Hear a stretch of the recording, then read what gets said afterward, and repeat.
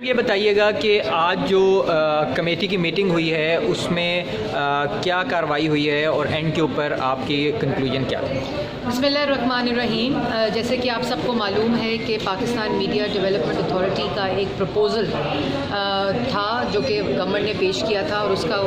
جو media organisations Pakistan کی ہیں ان کا ایک تحفظات تھے کہ وہ ان کے ساتھ شیئر نہیں کیا گیا، پروپوزل بھی نہیں کیا گیا، کوئی پبلک ہیئرنگ نہیں تھی، کچھ کے ساتھ کیا گیا کچھ کے ساتھ نہیں کیا گیا۔ تو ایک سب کمیٹی بنی تھی جس کے نے یہ پبلک ہیئرنگ کرنی ہے ود ڈفرینٹ آرگنائزیشنز۔ آج پاکستان کے اندر جتنی میڈیا آرگنائزیشنز موجود ہیں، پرنٹ کی، الیکٹرانک کی، وہ تمام یہاں موجود تھیں۔ انہوں نے اپنی سفارشات دیں، اپنے کنسرنز دیے، اپنی ان پٹ دی، اپنا فیڈ بیک دیا جو مقصد تھا اس کمیٹی کا، اور ابھی کمیٹی کی کارروائی جاری ہے، اور اس کے اندر جو ان کے تحفظات ہیں، جو ان کے کنسرنز ہیں، اور ان کی مشاورت کے بغیر کسی قسم کا پروپوزل یا کسی قسم کا قانون جو ہے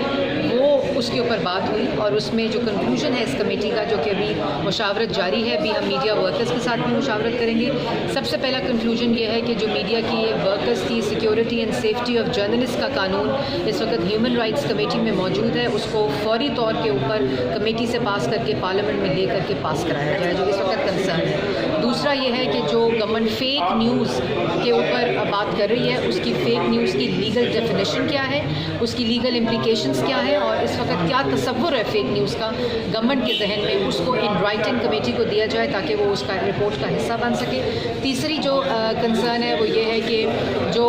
سفارشات ہیں ان کی اسٹیک ہولڈرز کی، اس کو ڈاکیومنٹ کر کے دیا جائے، اور جو ایگزسٹنگ قانون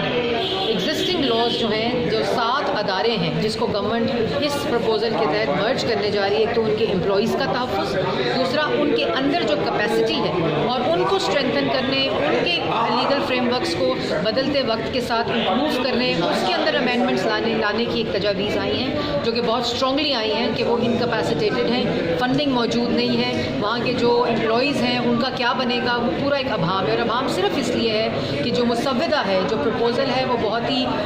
ایمبیگوس ہے، جو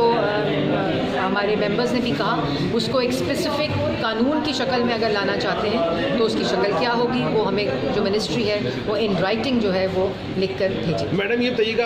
سب سے پہلے کہ کسی قسم کا کوئی آرڈیننس کی شکل کے اندر یہ چیز نہیں لائی جائے گی، اور کوئی مسودہ جو ہے وہ بغیر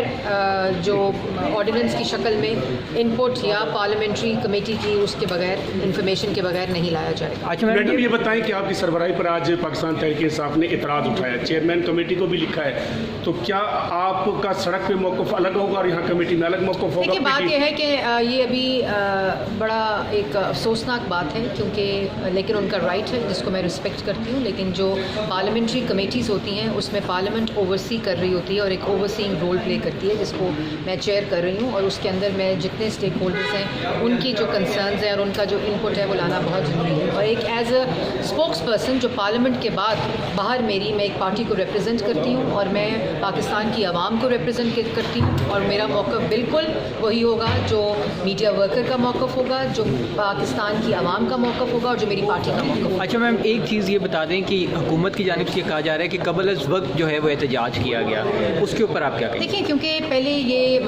پروپوزل لیک کیا گیا، اس کی کمیٹی میں بھی آج ڈسکس ہوا ہے، اس کے بعد یہ سوشل میڈیا کی زینت بنا، پھر میڈیا نے ریئیکٹ کیا، تو پھر منسٹری نے کہا ایسا کوئی پروپوزل ہے جو ہم دیکھ رہے ہیں، پھر اس کے بعد کہا گیا قانون جو ہے اس کا ڈرافٹ بل جو ہے وہ سینٹ کی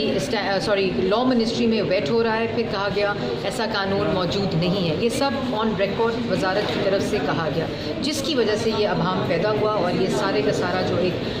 ریئیکشن ہے وہ ہم نے دیکھا۔ لیکن میں یہی کہوں گی کہ جب ریفارم ہوتا ہے، جب کسی قسم کی لیجسلیشن آتی ہے، تو اس کے اندر تمام